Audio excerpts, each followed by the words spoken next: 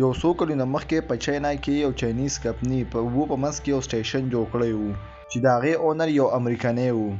او د هغې کار دا و چې د هغې په اوبو کې تحقیق کو چې د اوبو په تل کې څه اوسېږي او څه دي. دې تحقیق دپاره دوی مخکې یو سبمرین د اوبو تل ته لیږلی وه چې په هغې منځ شي اټیک کړی و، سبمرین یې خرابه شوې وه او بیا د هغې د بچاو دپاره یو بل ټیم لاړی چې هغه کسان راوباسي، خو چې هغه راوباسل نو په دې باندې هم هغه شیز اټیک وکړو. دوی ولیدل چې په هغه زړې سبمرین کې لیکیج شوی دی او هغې کې اوبه دننه راروانې شوې. دوی زر زر هغه زخمیان راوباسل، خو دوی نه یو دوه ملګري په سبمرین کې پاتې شو. دوی چې دغه نورو کسانو راوباسلو کوشش کوو نو هغه شیز ډېر زیات قریب و نو دوی هغې پسې دروازه بنده کړه او هغې په سبمرین کې پرېښودل او په خپل دغه ځای نه ووتل. دقیق دوران هغه شیز راغلی په سبمرین یې په دوباره اټیک وکړو او سبمرین هغې هغه اټیک سره تباه شوه. هغه ریسرچ بیا دوی بند کړو. دوی یو ریسرچ شروع کړو چې سمندر څونه ښکته دی او د هغې لپاره یې دوی یو نوی سبمرین لیږلی وه. دوی د سمندر ویښ معلوم کړی، خو دوی په دغه ځای شک و چې دا سمندر ویښ نه دی، دا هسې یو لوګی دی. د دقیق معلومات د راوړلو لپاره دوی دا نوي سبمرین لیږلی وه. دوی چې کله سمندر ویښ ته ورسېدل او دوی دا سبمرین هلته ودروله نو سبمرین په هغه ویښ کې ډوبه شوه.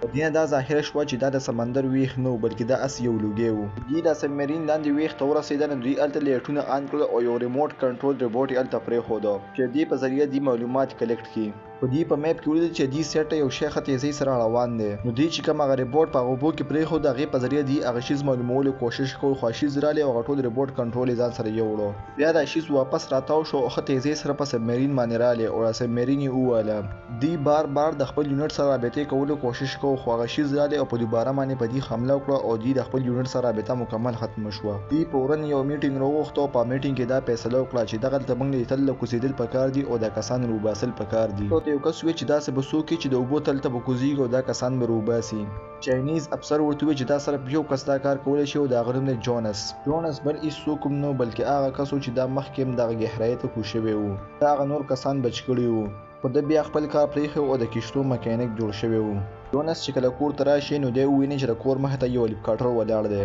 نو چې دی کور ته دننه ورشي نو دی وویني چې دغه ټول ملګري راغلي دي. ملګری دی ټول د کیسې نه خبر کي. هلته موږ ووینو چې کسان په هغه سبمرین کې لګیایي او هغه سبمرین ټیک کولو کوشش کوي. هغه سبمرین لږه ټیک کړي او ټول لیټونه پکې آن کړي. دې د وجې هغه بلا بیا اټریکټ شي او راشي په دې باندې په دوباره بیا حمله وکړي. هغې د وجې د دې د اکسیجن ټینکۍ لیک شي او د هغې نه اکسیجن روان شي. یو چاینیز هغه لور د هر څه وویني نو هغه ډېره پریشانې شي او هغه په یوازې باندې لاړ شي د بچاو دپاره او یو شیپ والي او د هغې په ذریعه اوبو ته ورکوزه شي. د سمندر د خطرو هېڅ علم نه او بیا هم یوازې لاړه شي. دلته جونس د کسانو ته راشي خو دې ته یو خبر میلاو شي چې چاینیز هغه لور یوازې سمندر ته دننه لاړه کوزه شوه. جونس بالکل ټایم ضایع نه کړي او ډایرکټ راپاڅېږي او ورته ووایي چې زما سبمرین تیاره کړئ او لاړ شي او خپل سبمرین ته وخیژي او فول سپیډ سره سمندر ګهرایۍ ته روان شي.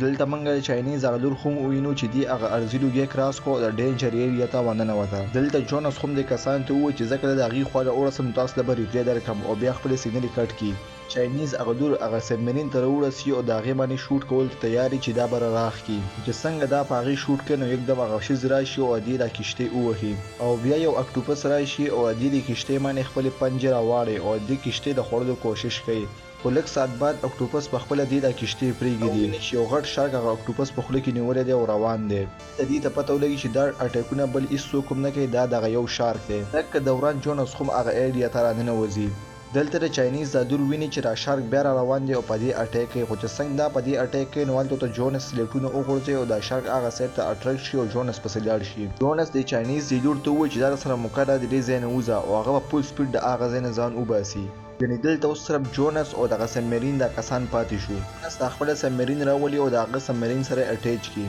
جونس وګوري هغه لاک مات وي نو جونس هغه لاک کټ کړي او هغه دروازه کولاو کړي او هغه کسان ته په نمبر راوباسي. خو دغه دوران هغه شارک بیا د دې سیټ ته را روان وي او په دې باندې په تیزۍ سره حمله کوي. په سبمرین کې بیا هم دوه کسان پاتې نو هغه یو کس هغه خپل ملګري له دیکه ورکړي او دروازه ځان پسې بنده کړي. دوی د سبمرین نه خپله سبمرین جدا کړي چې د هغې د پرشر څخه هغه شارک ویریږي او د هغې د خوا نه وتښتي او هغه شارک په دوباره بیا راتاو شو او فول سپیډ سره په هغه زړې سبمرین باندې حمله وکړي او هغه سبمرین تباه کړي.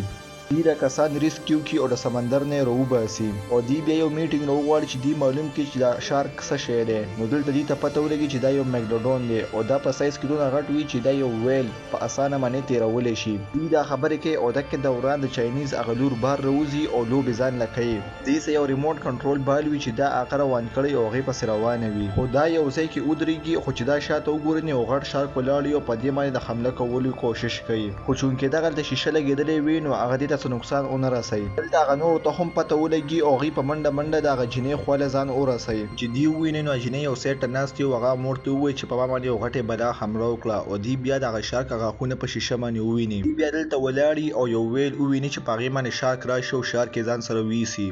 دی ډېر زیات پریشانه شي چې دا شارک بره څنګه راغلی نو یو ملګری ورته ووایي چې تاسو د هغه سرفیس نه راووتی نو په دې سرفیس کې تاسو پسې دا شارک هم راوتی او یو بل ملګری ورته ووایي چې شارک په بل ځای کې هم حمله وکړه او څه کسان یې وخوړل نو دې کښتۍ والي او د هغه کسانو تحقیق دپاره هغه ځای ته لاړ شي دلته دی وویني چې د شارک دا ټول کسان خوړلي وي او دلته بیا هم دا شارک موجود وي او ګرځي نو دی له هغه امریکایي یو آیډیا ورکړي چې دا شارک تاسو بېهوشه کړئ نو په اسانه به ونیوئ خو په هغې نه مخکې به تاسو په ده باندې یو جی پي ایس ټریکر ولګوئ چې تاسو دا معلوموي چې دا شارک کوم ځای کې دی د دې جی پي ایس ټریکر د لګولو لپاره څوک هم تیار نه وي نو جونس ورته ووایي چې زه به لاړ شم دا ټریکر به پرې ولګوم او بیا د سویمینګ والا کپړې واچوي او د اوبو ته د شارک پسې ور ودانګي دا جونس چې د شارک ته ور نږدې شي نو دی وویني چې دا شارک په دې اوبو کې د ده نه ډوب شو دا جونس هر څه ته د کتو کوشش کوي خو شارک ته په نظر نه راځي خو چې دی په اوبو کې څنګه سر ډوب کړي نو دا شارک ده ته مخامخ روان نو دی هغه بندوق راواړي او هغه شارک باندې هغه ټریکر ولګوي خو چې دی څنګه دا جونس راښکي نو په اوبو کې شور جوړ شي دا شارک د سایډ ته اټریکټ شي او د پسې ورپسې شي کښتۍ والا کسان دا کښتۍ خوم سټارټ کړي او دا جونس په فل سپیډ سره خپل سایډونو ته راښکل شروع کړي او د شارک نه بچ کوي خو شارک په هغه باندې بیا هم اټیکونه کوي خو اخر کار جونس یو جمپ وي او خپلې کښتۍ ته واپس راوخیږي بیا دی یو پنجره تیاره کړي چې د هغې په ذریعه به دی د اوبو ته کوزیږي او د شارک شکار به کوي چې هغه بېهوشه کړي د دې لپاره هغه چاینیز جینۍ وایي چې دا به زه ځم او څه به دا کار کوم ځکه ما مخکې نور شارکونه مړه کړي او بیا هغه پنجرې ته وکوته شي او اوبو ډیپ ته لاړه شي دلته د اوبو پر ویښ کې هر سایډ ته ګوري او د شارک ته معلومولو کوشش کوي خو دا چې وویني نو شارک دې ته مخامخ روان او بیا شارک لاندې ډوب شي او د لاندې نه پرې حمله وکړي دا جینۍ د شارک ډېر زیات حیرانه وي ځکه دا شارک په سایز کې ډېر غټ وي او بیا د دې دا پنجره په خوله کې وویني او ځان پسې راښ کړي دا ټایم د جینۍ ته مکمل شي او دا پر شارک باندې شوټ وکړي او په هغه غشي باندې ولي او شارک لګاتار د جینۍ دا پنجره خپل سیټ ته راښ کړي جونس ته اندازه وشي چې دا جینۍ ځان نشي بچ کولی نو هغه کپړې چینج کړي او هغه اوبو ته هغه جینۍ پسې ورودانګي چې دا جینۍ زه د شارک نه بچ کړم او هغه شارک پنجرې سره سره هغه ټوله کښتۍ ځان پسې شاته راښ کړي چې کله جونس د هغه چاینیزي جینۍ خواته ورسي نو هغه ورته ووایي چې زه نشم ووتی خو جونس بیا هم خپل همت ونه بایلي او جینۍ د هغه پنجرې نه وباسي او بیا شارک دې پسې ښه په تیزۍ سره روان شي خو چې شارک څنګه په عادي اټیک کوي نو هغه شارک په یو پړ کې ونښلي او بیا د هغه زخرو اثر شروع شي او هغه شارک بېهوشه شي جونس دا جینۍ ځان سره کړي او کښتۍ ته واپس راشي او کښتۍ ته یې راوباسي خو دا جینۍ بېهوشه وي نو چې دا جینۍ کله هوش کې راشي نو جونس ورته ووایي چې ته لیدل غواړې چې په موږ باندې اټیک څه شی کړی نو هغه ورته ووایي چې او چې دا جینۍ کله بار راوځي نو دا وویني چې دا خو ډېر غټ لارج سایز والا شارک دی دوی په دغه خبرو کې مشغوله وي چې د سمندر نه یو بل شارک راوځي او دا وړوکی شارک ونیسي او ځان سره یې یوسي او دې باندې دا کښتۍ خم واړوي او دې ټول په اوبو کې ډوب شي د جینۍ دا پلار بېهوشه شوی نو هغه جونس ونیسي او کښتۍ ته یې راوخیژي خو د دې یو دوه ملګري په اوبو کې پاتې شي نو هغه ملګري وایي چې موږ به ځان څنګه بچ کوو نو هغه یو ملګری په اوبو کې شور جوړ کړي او شارک راشي ویې خوري او د هغه بل ملګري بچ شي